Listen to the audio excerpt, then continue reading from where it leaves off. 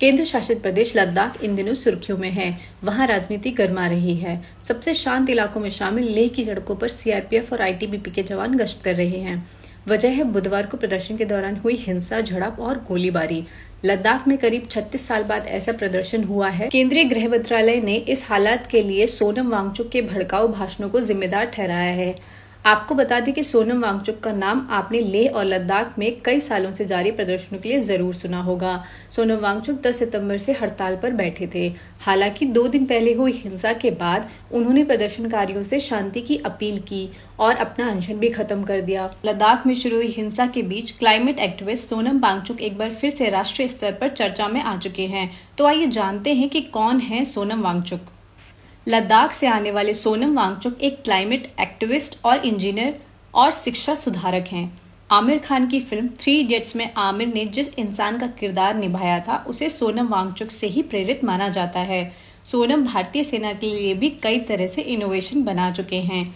उन्हें आइस स्तूपा का निर्माण किया था जो कि भारतीय जवानों के लिए बहुत ही लाभकारी साबित हुआ है। वह लगातार लद्दाख में अपने शिक्षा सुधार के लिए जाने जाते हैं।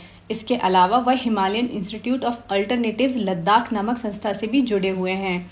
यह संस्था वहां के छात्रों को स्थानीय जरूरतों और पर्यावरण के अनुकूल तकनीकों के अनुसार शिक्षा और ट्रेनिंग देने का काम करती है।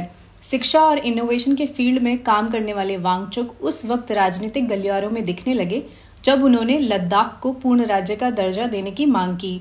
उसके बाद उन्होंने मुख्य रूप से 3 मांगे सामने रखी, जिसमें पहली, लद्दाख को पूर्ण राज्य का दर्जा देना चाहिए। दूसरी, लद्दाख को संविधान की 6ठी अनुसूची के तहत संवैधानिक सुरक्षा प्रदान करना।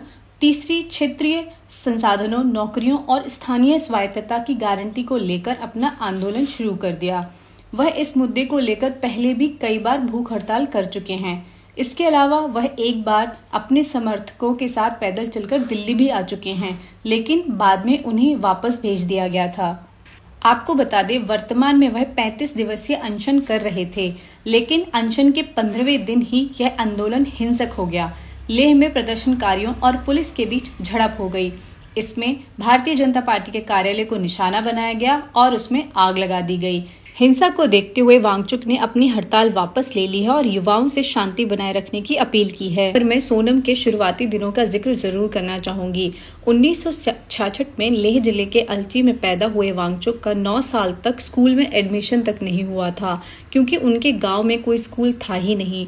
9 साल की उम्र में श्रीनगर के एक स्कूल में उनका दाखिला हुआ। यहाँ पर उन्होंने कई तरह की मुश्किलों का सामना किया, क्योंकि वांगचुक को हिंदी नहीं आती थी। उन्हें इस बात का एहसास हुआ कि किस तरह लोकल लोगों के लिए हमारा एजुकेशन सिस्टम असफल है। इसके बाद उन्होंने शिक्षा के लिए कई सुधार किए। लेह में हुई हिंसा के बाद से ही सोनम लगातार निशाने पर हैं। पहले उनकी संस्था का लाइसेंस रद्द किया गया और शुक्रवार को उन्हें गिरफ्तार कर लिया गया। हालांकि उन पर लगे आरोपों के बारे में अभी भी स्पष्ट जानकारी नहीं है।